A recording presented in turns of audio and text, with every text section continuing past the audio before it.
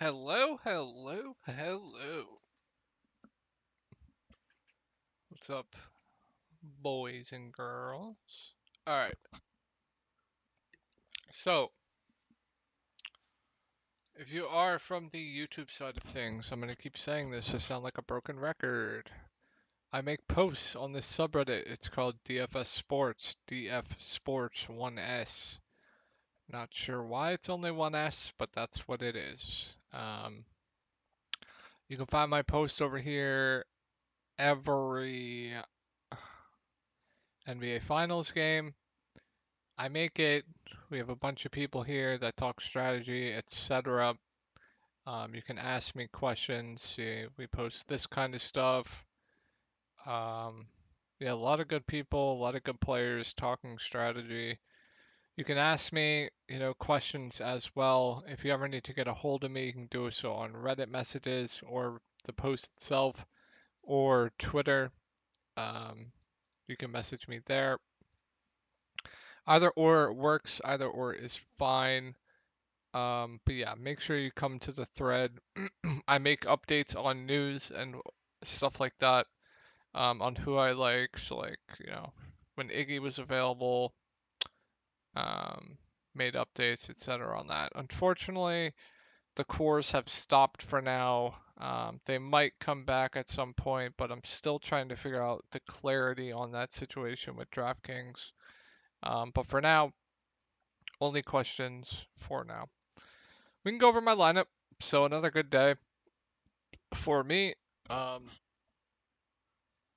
didn't cash in GPPs, but I cashed in cash games, double ups. The field is extremely, extremely soft in double ups. So,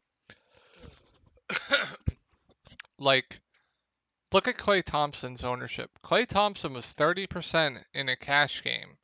Now, it worked out for the people who played Clay Thompson, but Clay Thompson isn't just a god awful cash game play. And he picked up 30% ownership. Like, these people are lost, man. Like, I swear, people are lost. So yeah, still a good day. We are so far have won money on every finals game of this season.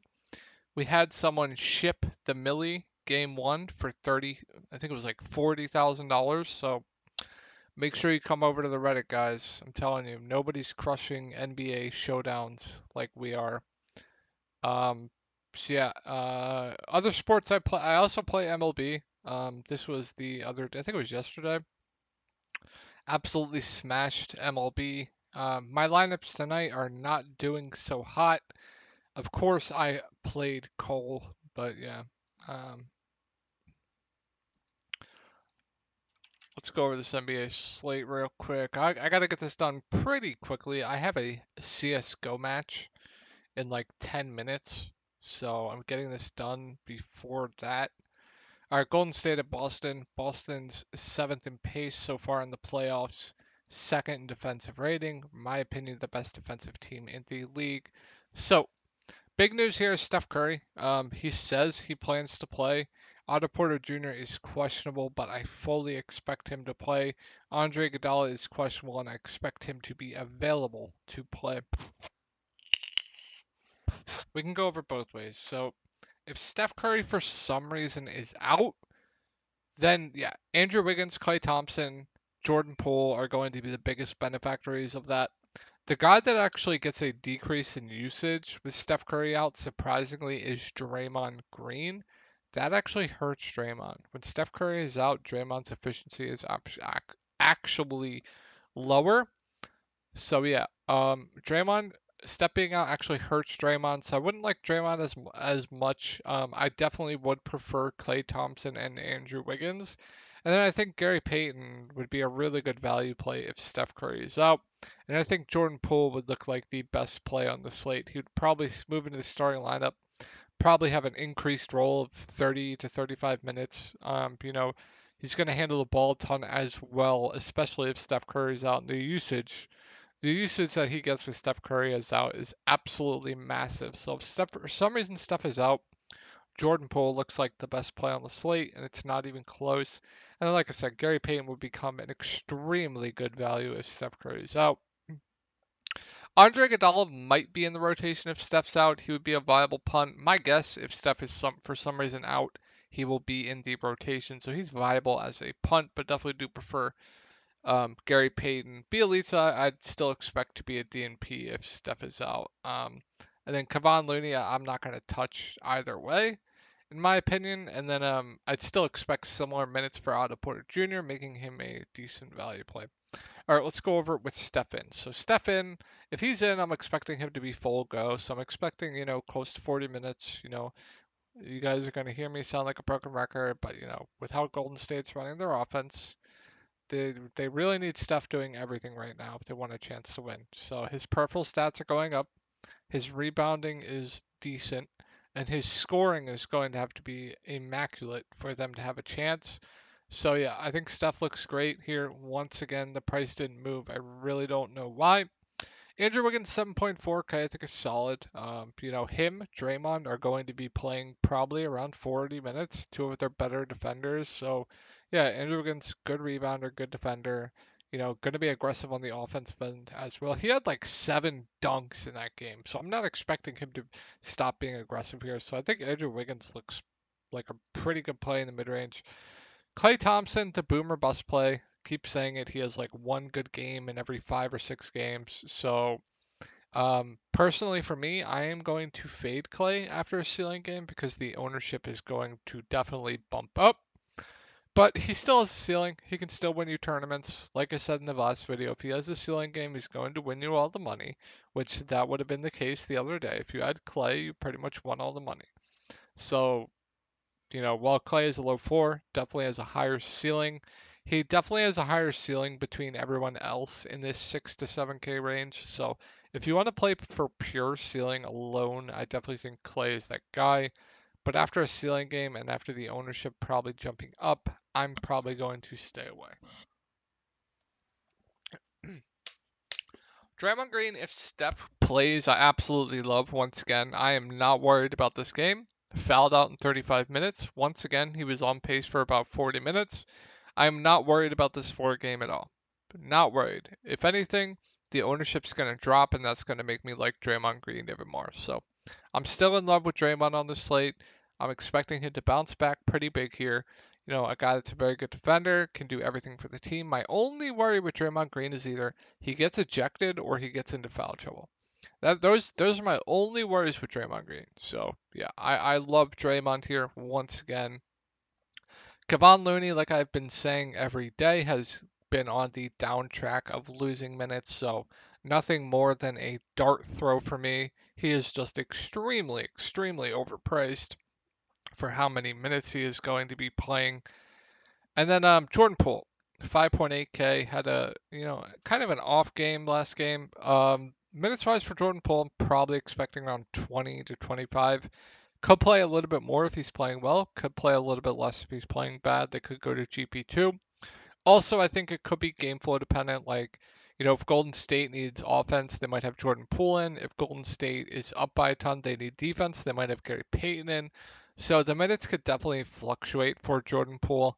But at 5.8K, I think he's at the price point where I think it's definitely a appropriate price for him.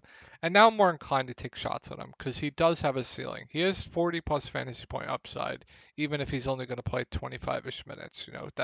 That's how good he is on the offensive end. That's how good he is, doing everything as well, everything else as well. So yeah, I definitely do like Jordan Poole in the slate. Otto Porter Jr. 4.8K, played 21 minutes last game. I'd expect around 20 or so minutes again from him. His rebounding has been really bad in this series, but that's going to change eventually. Otto Porter Jr. is usually a very, very good rebounder. And him not doing that in the first 3 games has definitely hurt his floor, but usually he's a very good rebounder.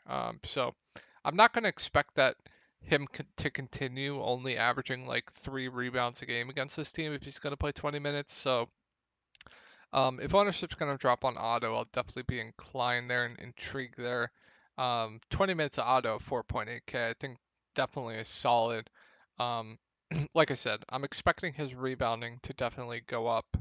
I'm actually expecting him to be more aggressive as well in the offensive end. So I think Otto's solid. If he is out, then I think guys that are going to benefit from that is definitely probably Andre Iguodala, Andrew Wiggins, maybe some more Draymond Green. Um,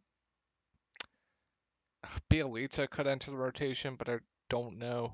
But I'm fully expecting Otto Porter Jr. to play. And then Gary Payton, 3.2K, only played 11 minutes last game. Like I said with Jordan Poole, I think that was because they were down a lot. They needed more offense. So with Gary Payton, I think it's going to be interesting. Minutes wise, he's definitely going to be in the rotation. So probably at least 10. And then if Golden State comes out hot, they could keep Gary Payton out there for defense.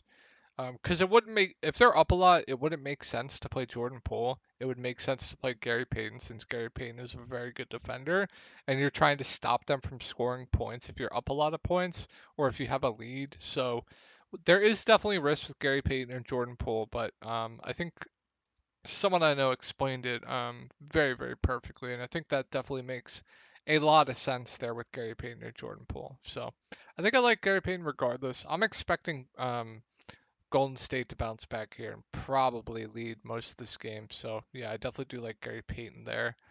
Bielitsa, not expecting to be in the rotation. He played 3 minutes, but came in when Draymond. I think he came in when Draymond got ejected. Let me check. Um, that it's not up yet. Cool. But yeah, not expecting him to be in the rotation. And I was actually very, very surprised that Andre Iguodala was not in the rotation last game. I was absolutely shocked that he wasn't in the rotation last game because um, Steve Kerr absolutely loves Andre Iguodala. He's been in the rotation, last year, or every year they've been in the playoffs. So was definitely surprised there. So I don't know what to do with Andre Iguodala. I really don't. He was pretty popular last slate. My guess is going to be unknown. So for large field tournaments, I could definitely see getting to some Andre Iguodala because Steve Kerr definitely likes him.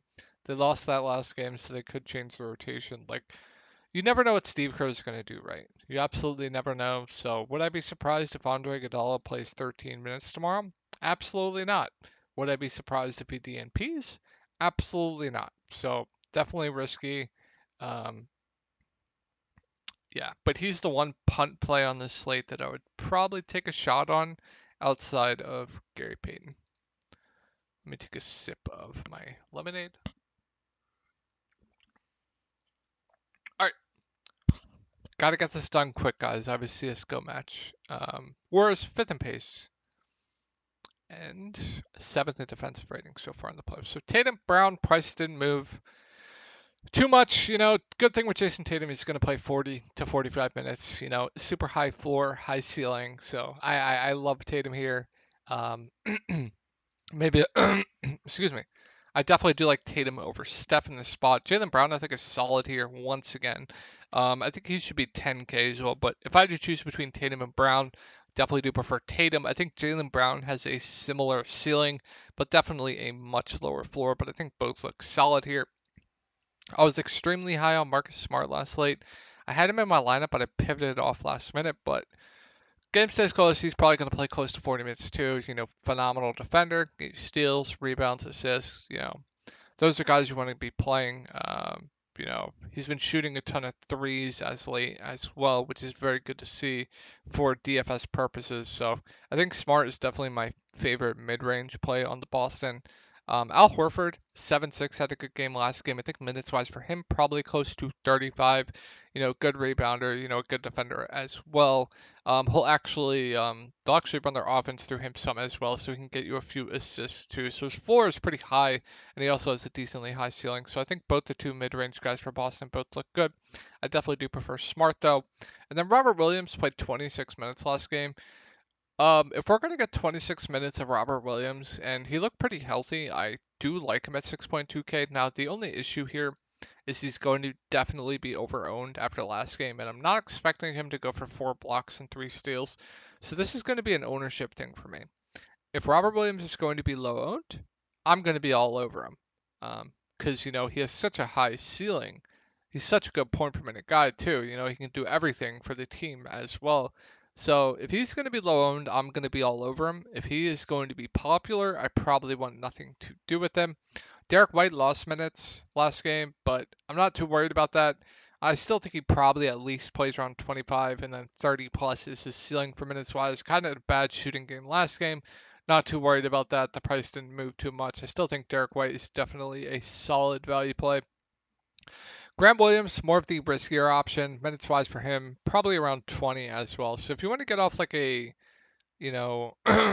possibly popular GP2 or a possibly popular Otto Porter Jr. for Grant Williams, I definitely don't hate that.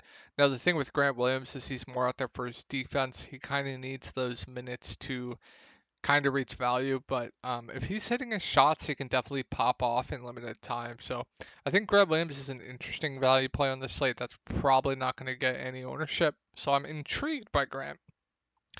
Pritchard not going to play enough for me to go there. Would much rather go to GP2.